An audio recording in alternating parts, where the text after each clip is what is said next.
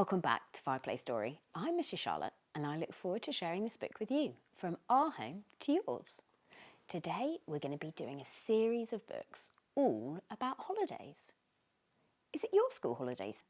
I know it's mine, and when I was a little girl I loved my school holidays, and I spent a lot of my school holidays down on the beach with my grandparents in Exmouth and Devon. And today we're going to be reading a book all about a little girl who spends some quality time in the school holidays with her granddad. Let's get started. If you want a copy of this book, there's a link in the description below. Grandad's Camper, written and illustrated by Harry Woodgate. Every summer I go to stay at my granddad's house by the sea. It's a pretty old cottage with bookshelves packed to the brim with interesting things from Grandad's travels, and lots of brilliant places to play hide and seek.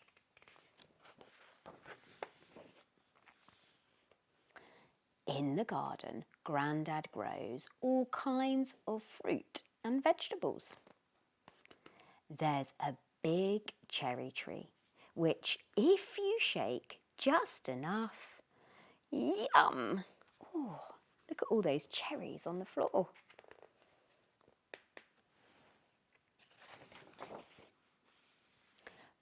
But my favourite thing to do at Grandad's house is snuggle up on the sofa and listen as Grandad tells me about all of the amazing places he and Gramps would explore. Your Gramps was quite the adventurer. He was tall and handsome and excellent at so many things. Tidiness was not one of them. Look at all the mess he's made. Soon after we met, he invited me on holiday. So we set off in his camper to the seaside. In the daytime, we surfed. Look at that. Have you ever tried surfing? I have. It's a bit difficult. Ate fish and chips, and we had a sandcastle competition. I think I won. Wow, look at that. It's an amazing sandcastle. Then in the evenings we'd have bonfires on the beach and watch the tide going in and out of the bay.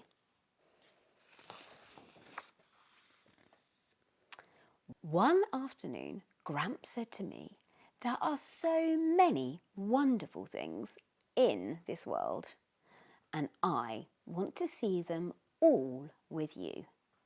So that's exactly what we did.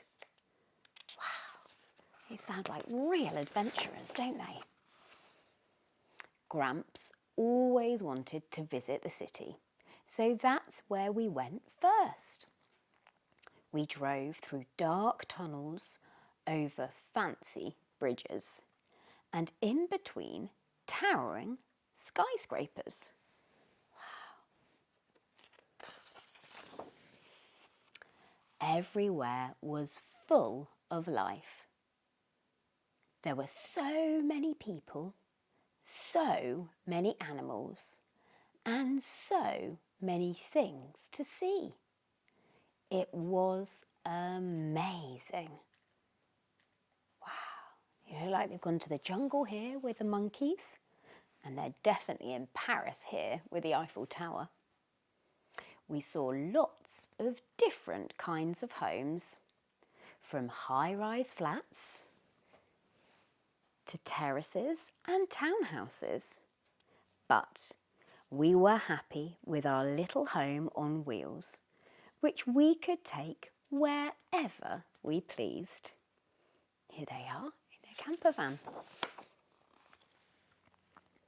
Grandad puts down his photo album and smiles. I can see how much he loves those memories and how much he loved Gramps. Why don't you go anywhere now, Grandad? It's not the same without Gramps. He made everything feel extra special. Now he isn't around, I just don't feel like it. A thought popped into my head. Do you still have your camper van? He winks. Follow me. I run outside to the garage and with all my might heave open the big old doors. There it is. It looks rather sorry for itself, but I come up with a clever plan. Let's fix it up and go to the seaside together. He looks at me and laughs. I suppose we can take one more trip. So off comes the dust sheet and we get to work. Finally, we stand back and look at our handiwork. Your Gramps would be so happy to see this. It's what he would have wanted. I think we should pack some snacks and hot chocolate and we can go and camp on the beach, just like we used to. Wow, how exciting! So that's exactly what we do. Look at that. Fire, marshmallows. Lovely.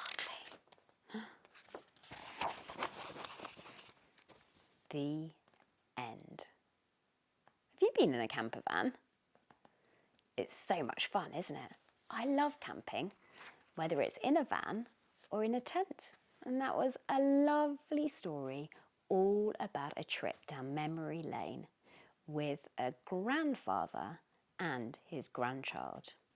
If you enjoyed this book, please hit that like button and do remember to subscribe, as it's really important for us to create more content like this. Happy holidays. Until next time, bye-bye.